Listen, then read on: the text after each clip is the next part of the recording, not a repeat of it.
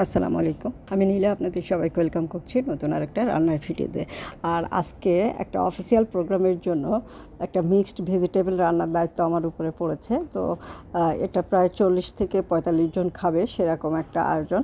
তো এখানে আমি বাঁধাকপি, ফুলকপি, গাজর ভাজা করে নিয়েছি বরবটি, বেগুন, তারপরে চিচিঙ্গা বা কুশি যেটাকে বলে, আর এই যে বেগুনটাও দেখতে পাচ্ছেন, এবং পেঁপে, মিষ্টি কুমড়ো সব কিছু আমি আলাদা আলাদা করে ভাজা করে নিয়েছি। যেহেতু একটা অফিসিয়াল প্রোগ্রাম, কোনো রকম যেন বাজে গন্ধ না থাকে সবজির, যার কারণে আমি প্রত্যেকটা সবজি আলাদা আলাদা করে একটু হালকা করে লবণ হলুদ মাখিয়ে তেল দিয়ে ভাজা করে নিয়েছি।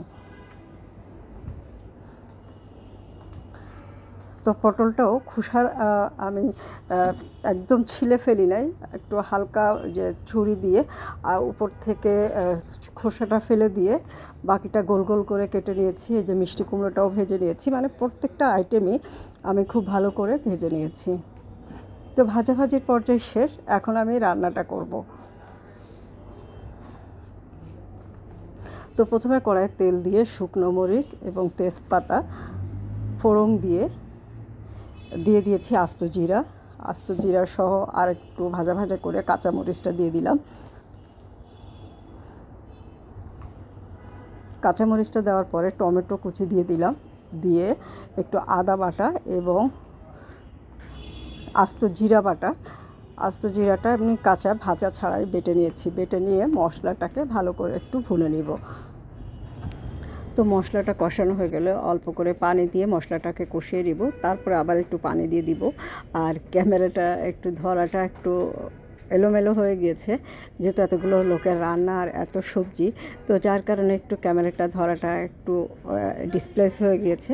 তো এটা কোনো ব্যাপার না, ক্ষমা সুন্দর দৃষ্টিতে দেখবেন। এখন যে পানিটা দিয়ে দিয়েছি, পানির ভিতরে সবজিগুলো দিয়ে দিয়েছি এবং 1 চামচ মতো চিনি দিয়ে দিয়েছি এবং অন্য একটা চুলায় পাঁচফোড়ন দিয়ে তেলের পরে দিই। আর আজকের সবজিটা আমি করব একদম নিরামিষভাবে, পেঁয়াজ রসুন ছাড়া, শুধুমাত্র আদা বাটা এবং জিরা বাটা। তার সবজিটা কিন্তু এখন যে পানিটুকু দিয়েছি ভালোভাবে ফুটে উঠছে, এখন একটু নাড়াচাড়া করে দিব।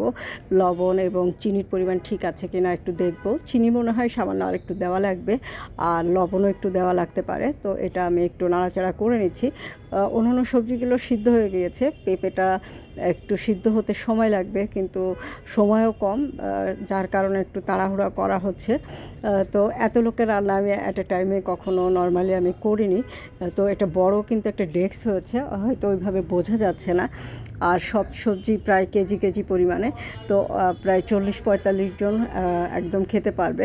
এখন এটা একটু ভালো করে জাল করে নিচ্ছি, জাস্ট পানিটা কমে আসলে সব সবজি ভালো করে সিদ্ধ হয়ে গেলে নামিয়ে এটা আমরা পাঠিয়ে দিব। তো এটা ছিল আমার নিরামিষ সবজি রান্নার একটা রেসিপি। তো আপনারা এভাবে নিরামিষ সবজি রান্না করে দেখবেন, খেতে কিন্তু খুব ভালো লাগবে, খুবই ভালো লাগবে। আর যত রকম সবজি আপনারা দিতে পারেন, ওভাবে এটার কোনো আলাদা নিয়ম নাই, আপনারা যে কোনো রকমের সবজি কিন্তু দিতে পারবেন, তবে একটু কালারফুল সবজি দিলে দেখতে ভালো লাগে।